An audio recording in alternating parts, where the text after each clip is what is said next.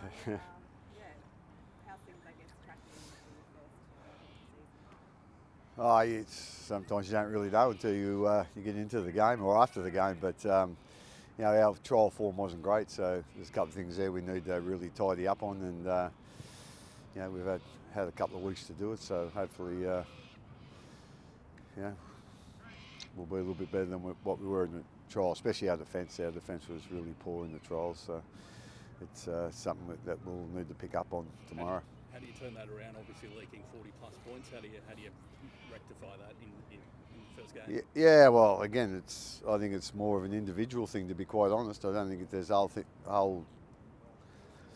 too many things wrong with the system. It's just people making their tackles. I think that was the big thing. So whether that was a little bit of trial mentality or whatever, but at the end of the day, our individual defence wasn't where it needs to be, and we need to take individual responsibility for that.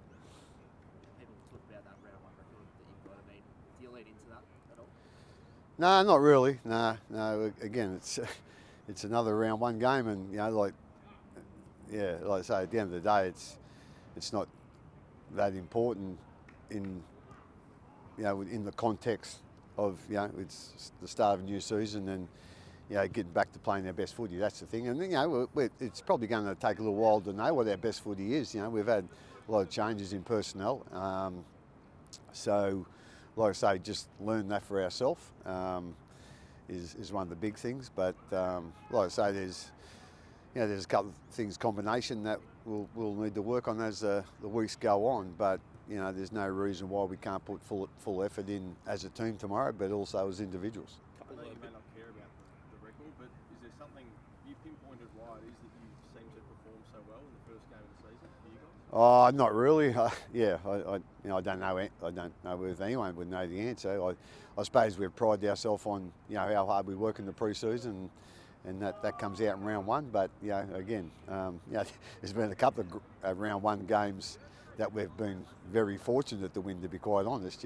So like I say, it's just one of those things, and we try and prepare the best we can during the off season, and then go from there. A couple of big boppers off the bench. Obviously, David Moali gets his crack tomorrow, and Cooper Clark seems like a pretty tough nut.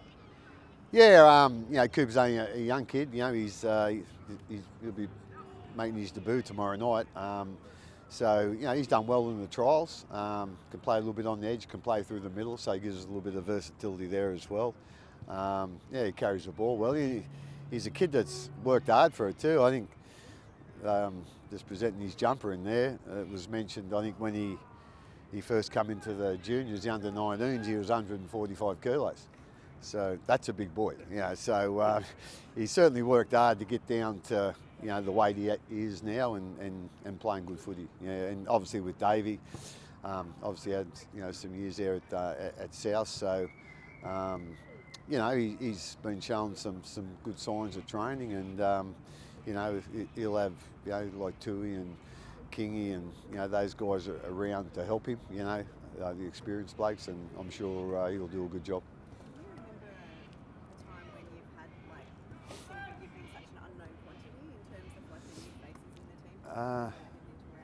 I can't really, it would have been at some stage, but I think it's a long time ago. Like I say, there's been big turnover in our squad.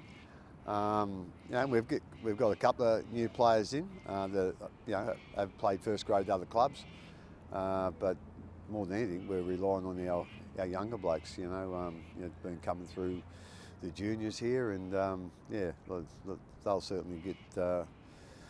There's one or two will definitely get their chance tomorrow night, and with the new rules with the interchange, there's a couple more there that they might get on, they might not, depending on how the game goes and what happens.